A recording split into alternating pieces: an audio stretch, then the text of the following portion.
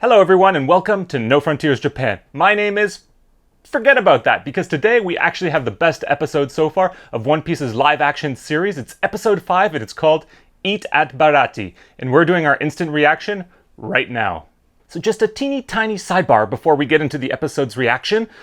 When I do my videos, I have to do a transcription before I can correct the subtitles. And there's a common misspelling for Luffy's name. Take a look at this. If you've seen more than 500 episodes of One Piece, then this will probably be pretty funny to you.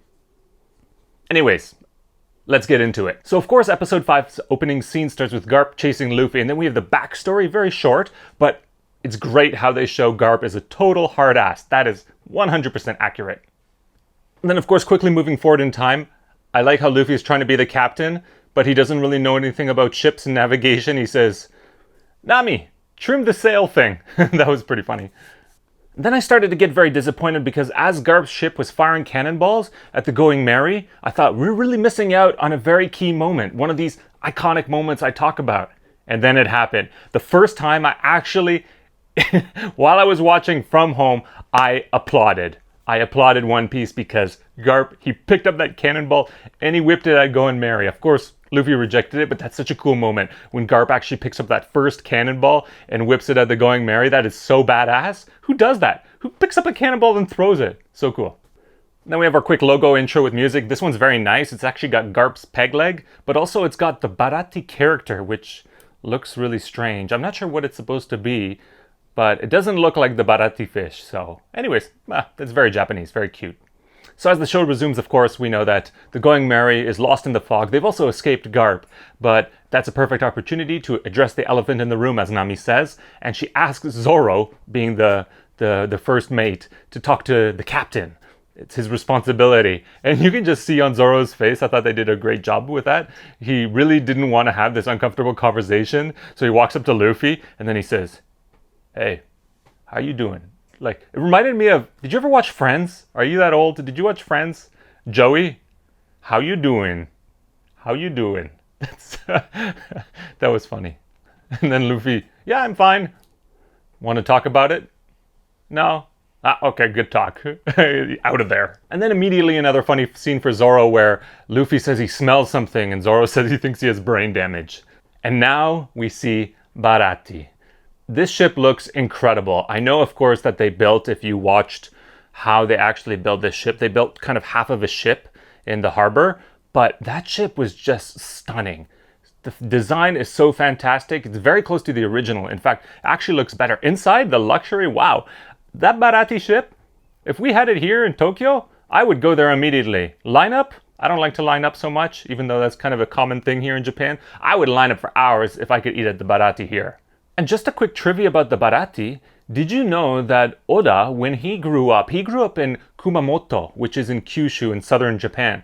And in that prefecture, which is essentially a state or a province, in Kumamoto, he actually, as a high school student, he worked at a restaurant. And that restaurant was called Baratie. So the E and the I are reversed. That restaurant right now doesn't exist anymore, at least that branch of the restaurant that he worked at. But he renamed it after that restaurant. Now, no, it wasn't a floating restaurant, but that's a pretty cool origin for the word Baratie. Also, if you don't know anything about Kumamoto, Kumamoto is one of the most beautiful prefectures in Japan. It's absolutely stunning. The scenery, the landscape, everything is just incredible. The food is so good. And I have a lot of great video and photography from Kumamoto, and I'm going to be putting together some episodes in the future. So make sure you subscribe to the channel so you don't miss any of those, because that's also going to be coming up. And you can see where Oda grew up.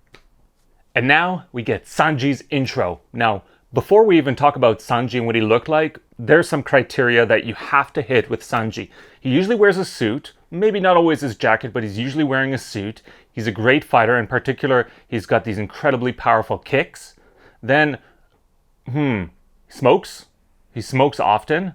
That's just Sanji. He has to smoke. Then he's a womanizer or a ladies' man.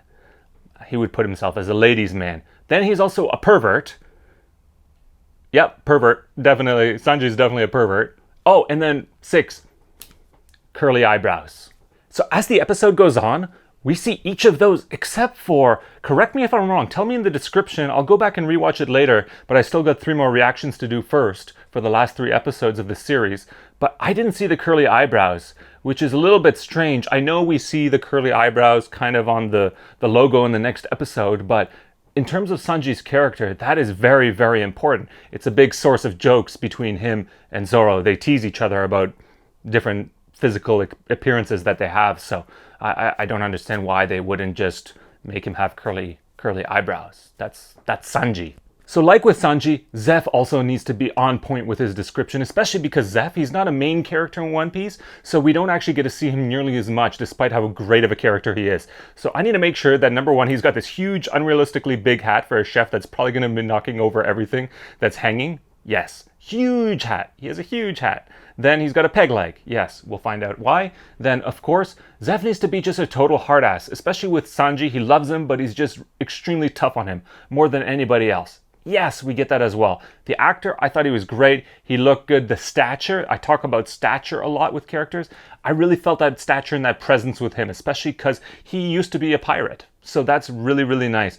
They did a great job with Zeph. I'm so happy.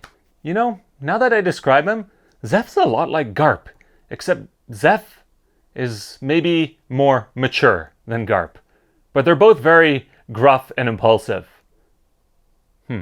So the episode has barely started and already we're getting great scene after great scene. We have Sanji, who's kicking ass with his legs, showing how powerful a fighter he is. Luffy's noticing. Then Sanji's obviously taking the order from the Straw Hat crew, or the forming Straw Hat crew, and he's kind of, talking down on them, except for Nami, and he's smooth talking her, and they're teasing Nami. What's really great about that scene, actually, I really caught, was, of course, I've mentioned before that Luffy doesn't really see women in the feminine way. He's very opposite from someone like Sanji, who sees a woman and then immediately he's in love if it's a pretty lady. But with Luffy, it's kind of like a friend. It's just another person, girl, guy, doesn't matter for Luffy. So when Usopp and when Zoro are teasing Nami after Sanji was smooth talking her, it was really funny, this look on Luffy's face, kind of like he didn't really understand why they're teasing her. So I thought that was a really nice detail. I think it was intentional. It should be, because it's totally in line with Luffy's character. Yes, and they're totally nailing the different aspects of different characters' personality. For example, when Zoro ordered a beer, and then and then Usopp says, I'll have 2 beers. You know, normally I get 3. That's really funny. Always Usopp is trying to make himself seem cool. But who orders 2 beers? Like, you can just order a second beer later. So that was really funny, because that totally shows the way that Usopp thinks. So the next scene I want to talk about is Don Krieg. Don Krieg is one of the early bad guys in One Piece that we're introduced to in the East Blue. He's one of the terrors of the East Blue. We don't see him so much, and unfortunately in the anime, his story is just, it's really not that great. He actually goes to the Baratie. That's where we are introduced to Don Krieg. I appreciate that they had to change the story. It would have been probably too much. Maybe they don't want to destroy the Baratie restaurant. Mihawk kicking Don Krieg's ass on the beach, that was so good. What a perfect introduction. And the fact that Don Krieg actually had that shoulder cannon that popped up, that was great. Don Krieg has a lot of hidden guns and weapons, and I like how they just kind of took care of him immediately, which shows, of course, how powerful Mihawk is. And also, Mihawk is, as a Shichibukai, we learn about the 7 warlords of the sea. He's so much more powerful than anyone else, that the reason he's actually in East Blue is he's just hunting Don Krieg down, and he's really, really bored. So you see how powerful he is when he actually cuts the ship in half. That's another iconic moment that we have in One Piece at the beginning, is you see Mihawk using his real power. He's got this mega sword and he can just unlash a massive attack. And he does that. They actually show him slicing a ship in 2.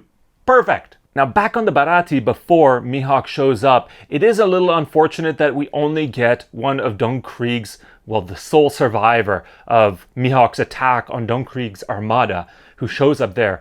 And the reason I'm a little bit disappointed is because originally Don Krieg, of course, he arrives at Baratie with his last ship, his remaining crew, after they got their butts kicked by Mihawk. And it's okay that they didn't show that. I like them quickly just disposing of Don Krieg, because he's not such a great character in my opinion. I like how they quickly disposed of him on the beach. But The issue I have is it didn't give us a chance to showcase the fight between Dunkreek's pirates before Mihawk actually shows up. That's how he arrives at the Baratie. He doesn't show up because Garp told him to catch Luffy. He actually just shows up because he's hunting the remains of those Dunkreek pirates. And before he gets there, the Dunkreek pirates, they actually fight the Baratie chefs. And the Baratie is famous for having the fighting chefs. A lot of them are former pirates, so they know how to fight. So all those chefs who are there, including Sanji, they're all fighting against some of these Dunkreek pirates. And that's a really great scene. Unfortunately, we weren't able to see that. I can excuse them. This episode so far has been really fantastic, so I'm okay with it. But it is a little bit of a disappointment that we don't get to see any of these legendary fighting chefs of the Baratie. Because think about it, the Baratie is a floating restaurant in the East Blue, an area that's ruled in large part by pirates. They're going to have pirates stopping there, eating there all the time. This ship would never survive in business unless it's actually run by competent people who can fight. And of course, Zeph is a good fighter, Sanji is a good fighter, but the rest of the pirate crew, that's what makes the Baratie so feared. And then another quick detail, this episode is chock full of just fantastic details. Luffy, while they're drinking alcohol, drinking a milkshake. Luffy also has a big piece of meat. Luffy holding meat, Luffy eating big pieces of meat. That's classic Luffy. I'm happy they showed that.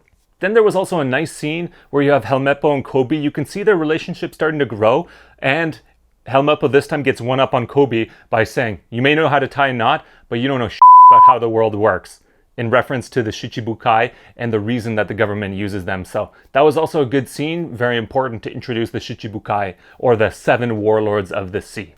And then another important scene that they included, I'm really happy they included this scene, was Garp was talking to Koby. Now, it happens, of course, differently in the story, like many things, but the fact that they talk about this is important.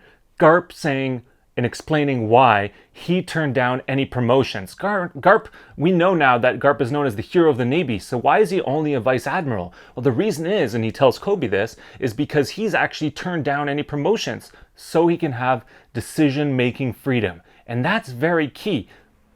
Sound like Luffy? Wants to have freedom. Luffy wants to be free. Garp also, you can see why they're related. Garp also wants to be free. Now, Garp has this sense of justice. Luffy's a little bit different. Luffy's not a bad guy, but Garp has this sense of justice, and he thinks pirates mostly are bad, so that's why he wants to be a Marine, but he still wants to have that freedom. He doesn't want to be a pawn for the people who control the Marines, who we'll find out about later. Now, next thing for me that's very important to comment on is we have drunk Usopp. I thought that was pretty funny. I like how they do it. The actor for Usopp, he's pretty good. The only thing I wish they did with Usopp was they gave him an afro. Usopp has this like longer mullet slash afro, and that's very iconic for him. He doesn't have braids. I don't know why they wouldn't just create a mullet fro.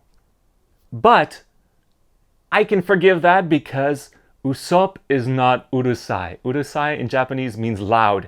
And if you're not the biggest fan of Usopp, then you'll agree. Or maybe even if you are a fan of Usopp, you'll agree. Usopp is so loud. Usopp is always crying, complaining, and yelling and screaming. That is Usopp. He tones it down after, 600-700 episodes probably. But at the beginning, Usopp is very difficult to put up with, especially if you're not used to anime. And then I like how Usopp is, of course, Usopp is totally in character all the time. He's sitting at the bar telling his grand stories, and the camera slightly just pans over, and you've got Mihawk sitting next to him. That was so well done. I love it. Then next up immediately, you've got Zoro challenging Mihawk to a duel, to the death. That was perfectly in line with character. I like how Nami, first of all, this guy comes with this gigantic sword, and then it's supposed to be Usopp's friend, but then Zoro says, no, he's one of the 7 warlords of the sea. And then he challenges Mihawk, of course, totally in line with Zoro's character, especially we know his backstory and what his ultimate goal is to become the best swordsman in the world.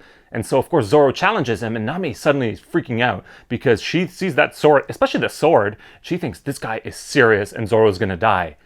And the sword, I love it. I love his sword.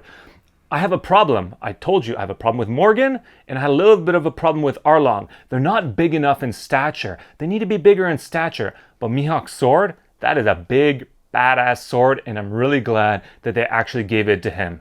And then they also gave him the little dagger, which was perfect. because that's also very accurate. So after the challenge and the fight is agreed, I really like how Nami is trying to talk Zoro out of fighting because she knows he's going to die, and then, or at least lose. And then she says, he'll slice you like sashimi, which is a great, just throw in that connection to One Piece being Japanese. Also good for Luffy's character development, where Nami implores him, when she sees how stubborn Zoro is, she implores Luffy to stop him. And he says, I won't get in the way of someone's dream, regardless of what happens and what the consequences are. That's really nice, and I think Nami learns a lot about their personalities in that moment. Then we've got our final scene where Zoro fights Mihawk. There's two great quotes actually from this fight. The fight was not bad, it was cool, but there was no kind of crazy effects or anything that happened there. It's a lot less grand than in the anime, but they nailed two things. So the first quote is when Mihawk pulls out his little sword and he says, I don't hunt rabbits with a cannon. Love that. Then at the end of the fight, Zoro says our second quote, which is, wounds on the back are a swordsman's greatest shame. Perfect. Nailed it! So of course we know Mihawk doesn't kill Zoro, lets him live. He wants Zoro to come challenge him in the future, but also even though Garp sent him to capture Luffy, which is not the original story, but still for the purpose of the story, it's interesting that, of course, Mihawk doesn't capture Luffy. Now, we get more of an explanation in the next episode. So when Mihawk actually hears that Luffy's trying to get the One Piece, he thinks that's very interesting. Not everyone's trying to do that. Usually it's reserved for more powerful pilots or dreamers, but he really believes that that's Luffy's true intention, and that's why he says that the world needs a few more wild cards and says, okay, fine, let's let you go. That's interesting. So that really shows also that Mihawk in general, there's no one, well, there's one person who's similar level to Mihawk in terms of swordsmanship, which I hope we find out about later. If you follow the manga or the anime, you know who that is, that one person. But in general, Mihawk's just bored and he needs more competition. So he kind of likes this crew, and at least he doesn't respect their skill at this point in time, but he knows that maybe there's this potential future where they can actually become an interesting challenge for him, which is good because I think Mihawk's character in general kind of believes a little bit more in fate and destiny. So anyways, in summary, for me, this was easily my favorite episode of the live action series. It was great. It was really good. It was beautiful. There was funny jokes. The story itself, even though of course they have to change it, I thought that the most important moments and scenes they brought together, or they reimagined them in a way that was true to the source material. Perfect. I'm so happy and I'm looking forward to the next episode. If you enjoyed this recap, if you agree or disagree, if for you this was the worst episode ever, then let me know in the comments below. I'd appreciate that. Subscribe, hit the like button, and I'll see you very soon, right here on No Frontiers.